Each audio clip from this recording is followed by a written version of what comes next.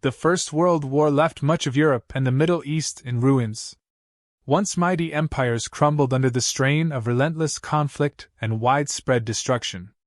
The Ottoman Empire, once spanning continents, was now a shell of its former self, fractured by defeat and stripped of its territories. Amidst the turmoil, Allied powers redrew borders, dividing lands and granting independence, while others were simply seized. For Greece, the chaos presented an opportunity to realize a long-standing dream, the Megali Idea, or Great Idea, which envisioned a return to the glory of ancient Byzantium by reclaiming territories with ethnic Greek populations, including those within the Ottoman Empire's remaining borders. Encouraged by British and French support, Greece prepared to advance into Turkish lands. For the Turkish people, however, Greece's ambitions represented not liberation, but invasion, sparking both fear and a fierce resolve to defend their homeland. This tension was about to ignite a brutal and costly war that would reshape both nations. In May 1919, Greek troops arrived in the historic city of Smyrna, or Izmir, a place rich with cultural and ethnic diversity but deeply contested. To the Greek residents of Smyrna, the sight of Greek soldiers symbolized a long-awaited liberation and a chance to unite with Greece. Local Greeks poured into the streets, waving flags and chanting songs, their voices filled with hope and patriotism. However, as they celebrated, Turkish residents of Smyrna watched in silence and trepidation, fearing for their future in a city now under foreign control. The Greek landing quickly turned violent. A parade intended to project Greek strength and authority instead devolved into clashes between Greek soldiers and Turkish civilians. Sporadic gunfire echoed through the city streets, and panic spread as rumors of atrocities circulated on both sides. The initial landing, meant to establish order, only deepened divisions and set a bitter tone for the months ahead. It became clear that this would not be a simple campaign, but a full-blown war for control of Anatolia, where civilian suffering would be unavoidable, and the stakes would be as personal as they were territorial.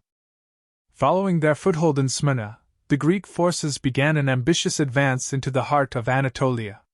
Their goal was nothing less than the Turkish capital of Ankara, a journey that would take them through mountainous terrain, hostile villages, and fiercely defended territory. For many Greek soldiers, it was their first time in the harsh, unforgiving landscape of Anatolia. The sweltering heat, coupled with limited supplies, quickly wore down their morale. As they moved deeper into Turkish territory, the Greeks encountered resistance from both organized militia and Turkish civilians, who saw them not as liberators, but as invaders. Skirmishes erupted in villages along the path, with Turkish resistance fighters utilizing their knowledge of the land to strike the Greek forces where they were most vulnerable. For the Greeks, every mile gained came with casualties and an ever-growing sense of foreboding. The deeper they pushed into Anatolia, the more they realized that victory would not be as swift as they had hoped, and that Turkish resilience ran deeper than anticipated. As the Greek forces advanced, a new leader emerged on the Turkish side, Mustafa Kemal Atatürk. A seasoned military officer and visionary, Ataturk saw this as more than a battle against foreign forces. He saw it as an existential fight to establish a modern, independent Turkish state. Rallying Turkish nationalists under the banner of independence, Ataturk galvanized a fractured nation, transforming scattered resistance into an organized force. Ataturk's message resonated deeply with the Turkish people. He spoke of a Turkey free from foreign influence and control, a land governed by Turks for Turks. His speeches ignited a sense of pride and defiance, drawing thousands of volunteers to his cause. Turkish farmers, craftsmen, and former soldiers took up arms, determined to defend their land from what they saw as an imperial invasion. Under Ataturk's leadership, Turkish nationalism became a powerful force, with the vision of a new, unified Turkey driving men and women alike to stand against the Greek army. The Greek campaign faced its greatest test at the Battle of Sakarya in August 1921. Here, on the banks of the Sakarya River, Greek forces sought to break Turkish resistance once and for all. 4 days, both sides endured brutal, close-quarters combat, with each inch of ground costing countless lives. Turkish soldiers, inspired by Ataturk's call to defend their homeland, dug in and held their lines against relentless Greek assaults. The fighting was fierce and unforgiving, with entire units decimated under artillery fire and infantry charges. The Turkish forces, though outnumbered and outgunned, had the advantage of fighting on home soil, with the deep motivation of defending their newly united cause. As the battle raged on, Greek commanders began to realize they were facing an enemy whose resolve would not be broken easily. After weeks of grueling combat, the Greek forces were forced to withdraw, marking a significant victory for the Turks. The Battle of Sakarya proved to be the turning point in the war, a testament to Turkish resilience and a devastating blow to Greek ambitions in Anatolia. Defeated at Sakarya and stretched thin, the Greek forces had no choice but to retreat.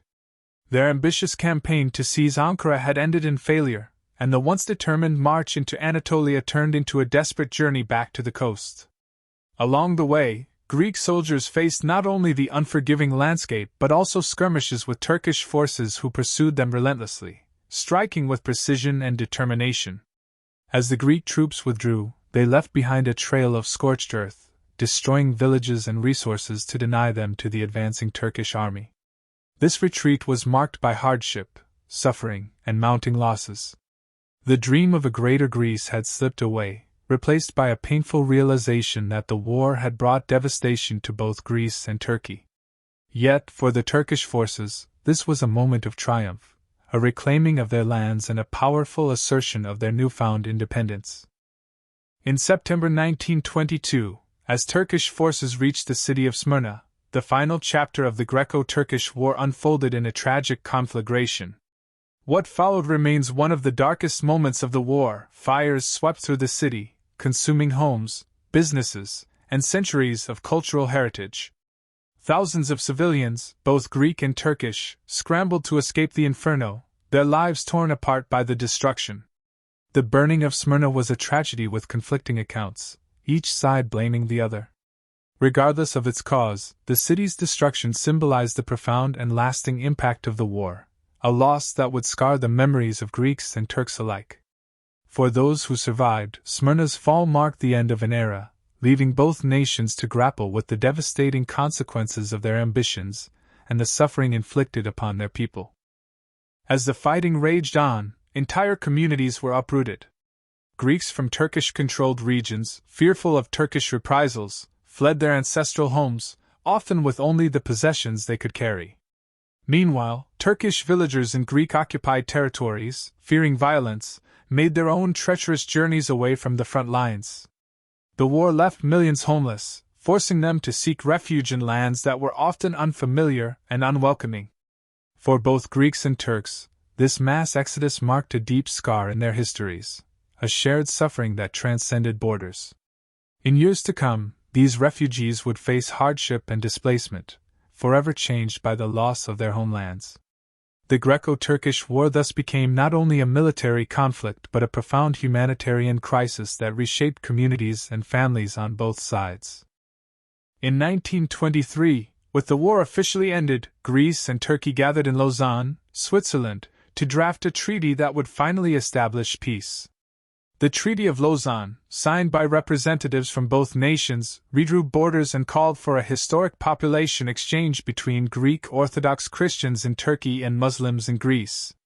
This marked the end of centuries-old communities, with millions of people uprooted in a forced migration, forever severing ties with lands their ancestors had called home. The treaty established the sovereignty of modern Turkey, led by Mustafa Kemal Atatürk, and marked a new era for both Greece and Turkey. Yet, the forced migration left deep wounds, with displaced populations facing poverty and cultural dislocation in their new countries. The Treaty of Lausanne was both a beginning and an end, a formal peace that came at an enormous human cost, with echoes that would resonate for generations. With the Greco-Turkish War behind him, Mustafa Kemal Atatürk turned his focus to reshaping Turkey into a modern, secular state. Declaring the founding of the Turkish Republic in 1923, he embarked on sweeping reforms that transformed nearly every aspect of Turkish society, from law and education to language and culture. Ataturk's vision was clear: Turkey would become a strong, independent nation, free from foreign influence and united in a new national identity. For the Turkish people, This new era was both liberating and challenging, as centuries-old customs gave way to modern ideals. Ataturk's vision of a unified Turkey became a model of resilience and progress, a transformation born out of struggle and sacrifice. This rebirth established Turkey as a formidable nation on the world stage, defining its role as both a regional power and a guardian of a proud and distinct heritage. For Greece, the end of the Greco-Turkish War brought heartbreak and reflection. The dream of the Megali Idea had been shattered, and the country faced a deep sense of national trauma. Soldiers returned from Anatolia, bearing the scars of war, and grieving families mourned those who never came home. In cities and villages, Greeks welcomed refugees from Turkey, whose stories of displacement and loss painted a bleak picture of the conflict's toll. The defeat forced Greece to reevaluate its place in the region, focusing inward as it struggled to recover economically and emotionally. The hopes of reclaiming Byzantium's former territories were buried, but a new sense of identity began to form, one rooted in survival and resilience. The memory of the Greco-Turkish War, while painful, became a powerful reminder of the sacrifices endured and the shared heritage that bound Greeks together. The Greco-Turkish War left an indelible mark on both Greece and Turkey. For decades, memories of the conflict colored relations between the two countries, with tensions occasionally flaring over issues of territory, sovereignty, and identity. Yet, as time passed, efforts toward reconciliation grew stronger. Cultural exchanges, trade, and diplomatic discussions became pathways for fostering peace and understanding between the two nations. Today, Greece and Turkey continue to navigate a complex relationship shaped by history but also by a shared resilience. The Greco-Turkish War serves as a reminder of the costs of conflict and the importance of diplomacy, showing both nations that while the wounds of the past cannot be erased, a peaceful future remains within reach. The Greco-Turkish War unfolded against a backdrop of international intrigue and shifting alliances. As Greece advanced into Turkish territory, foreign powers watched with a mixture of support, interest, and concern. The British, who had initially backed Greek ambitions, began to worry as the war escalated. They feared that prolonged conflict would destabilize the region further, jeopardizing their own interests in the Eastern Mediterranean. In France, officials were torn between supporting Greek aspirations and maintaining stability in Turkey, where they held economic stakes. Across the Atlantic, Americans followed the war with growing concern over the suffering of civilians and the implications for global peace. The Greco-Turkish War reminded the world that the consequences of World War I had left lingering tensions, and that unchecked national ambitions could lead to devastating consequences. Before the war, Smyrna was a city like no other, a vibrant cultural mosaic where Greeks, Turks, Armenians, Jews, and Levantines lived side by side. Known for its wealth, diversity, and intellectual life, Smyrna embodied a unique blend of Eastern and Western influences. For centuries, this city stood as a testament to coexistence in the Ottoman Empire. But the Greco-Turkish War shattered that harmony, turning neighbors into adversaries and reducing centuries of shared culture to ashes.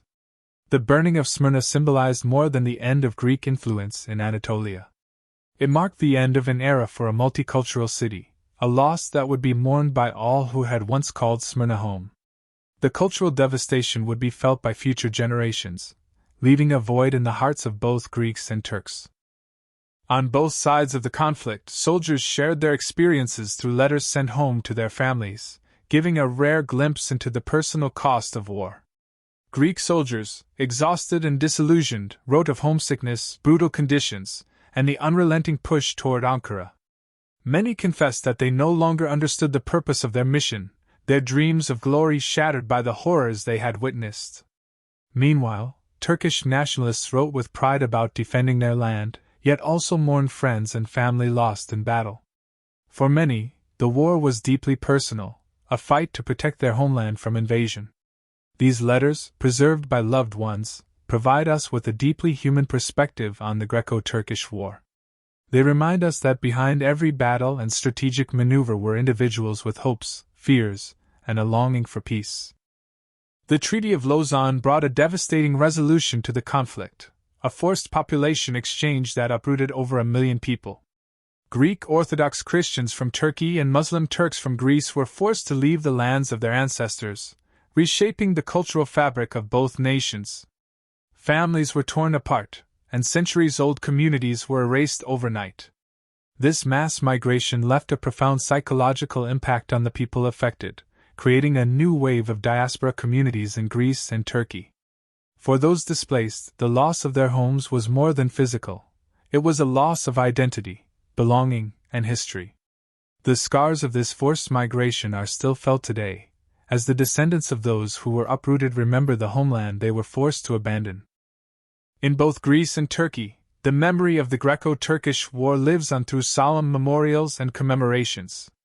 These sites honor not only the soldiers who fought but also the civilians whose lives were irrevocably changed by the conflict.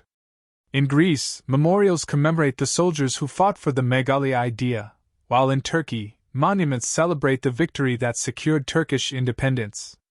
Museums, plaques, and national holidays ensure that the memories of this turbulent chapter are not forgotten. For both nations, these remembrances serve as a way to reflect on the sacrifices of their ancestors and the lessons of history.